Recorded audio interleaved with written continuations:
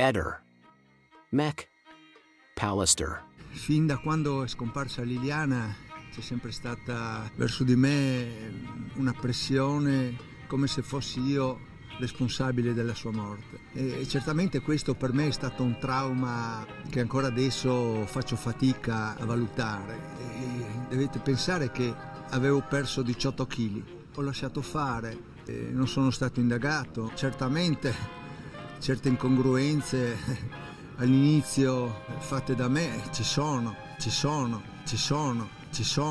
Come mai nelle prime dichiarazioni avevi dimenticato di dire che la mattina in cui sparisce Liliana tu eri stato nel magazzino di via Donadoni? Eri distratto? È vero, perché ero, guarda, veramente sotto uno shock tremendo. Poi avevo anche paura di dire della mia situazione con i coltelli, di questo lavoro un po' nero, un po' così. Poi una volta che abbiamo chiarito le cose, ho portato la squadra mobile nello studio a fargli vedere il mio studio.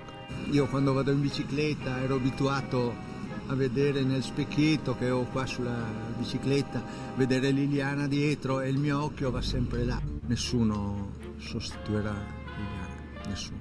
Sebastiano sono 2 anni che non dorme perché vuole sapere il contenuto delle ultime chiamate che tu facesti con Liliana.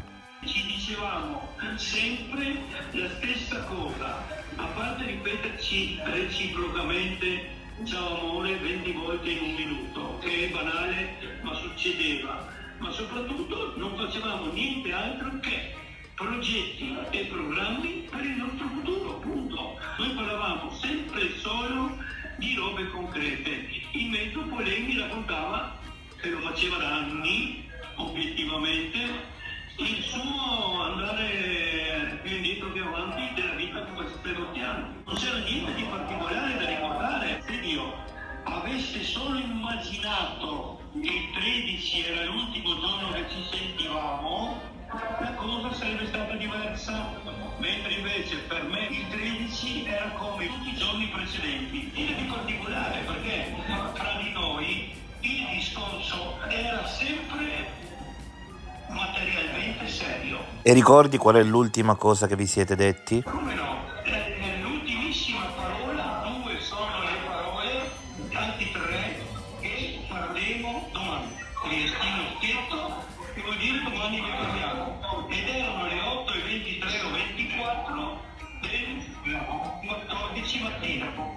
L'ultimissime parole sue che io ho impresse nella mente. Che parleremo? Voleva dire tutto, voleva dire che aveva delle cose particolari da dirmi, secondo me, che però non potevano essere dette per telefono. E la Fede perché era a casa? Lei non è quindi l'abbia tirata dietro, potrebbe anche essere, ma perché secondo me quella notte non è quello che abbiano fatto baruzzo poco meno tutta la notte. Ehi, non dimenticare di iscriverti a questo canale.